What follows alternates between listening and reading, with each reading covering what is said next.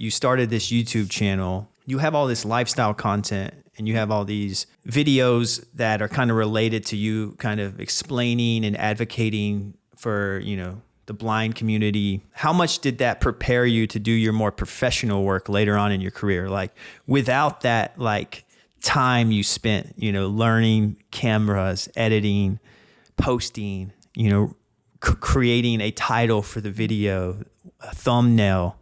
How has that work you did as a kid, you know, just kind of picking up the camera, getting involved with YouTube, how did that get you to where you are now, where you're directing, you know, ads for Tommy Hilfiger? You have a travel show called Blind Spots that I want to talk to you about. But yeah, it seems like video production has taken you very far in your life, and I'm just curious about how much your YouTube journey has kind of helped you in that professional world. I owe everything to it. You know, it was my hands-on experience of my college in a way. I never went to film school, and I thought about it. I almost did. But I realized at the time it was like what I was doing here. You know, this is my own stuff. I'm learning their tutorials here. It was just more of a valuable experience. And the education system itself wasn't the most accessible for me growing up.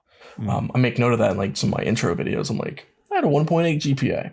Oh, well, that's life. I'm a creative, not a academic.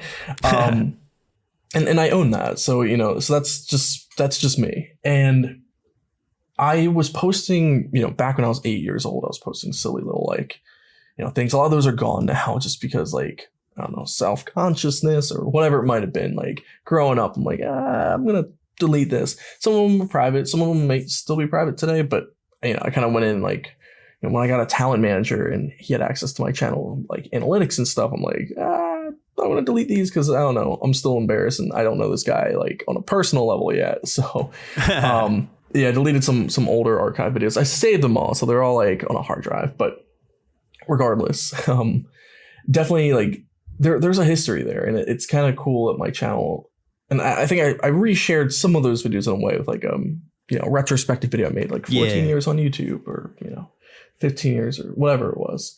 And so I was just posting short films, you know, I was posting little stunt videos with my friends in the neighborhood, and I was learning how to like title from like other YouTubers I watched at the time, which were like Smosh, iJustine, Nika Higa, you know, those were like the video content creators I watched growing up until like, you know, got a little bit older and some moved on, some happened.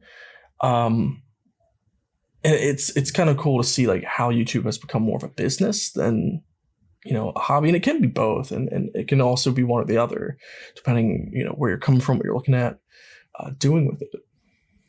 So I started, you know, pretty much producing all my own stuff, and still to this day pretty much do. It's very rarely I get anyone else like in, which sometimes it's to help with an edit or something, but I'm typically seeing the project from writing all the way to post-production to editing. And having that experience with all those hats, I think really helps to play with understanding as a director when you're working on a bigger production with like more people. Yeah. You know, I was still kind of like there as a director to sit in through when we had to do things like storyboarding, wardrobing, with the Tommy Hilfiger shoot, going to the post-production, you know, I wasn't editing it, but I sat there with the editor to like, let's try a few different, you know, to find the voice of the film that we made. And even doing this most recent project, this TV series for Curiosity Stream, Blind Spots, it was a small production. You know, there was a few of us. I worked with a production company to do it, to kind of like help with more of like the people who already had that foundation, brought them on, but it was still like a small budget project in a way. We had to produce 10 episodes with, you know, I don't know if I can share how much of the budget there was. Maybe one day I can, I don't, but I'll you know, wait until I have that clearance, but it was small.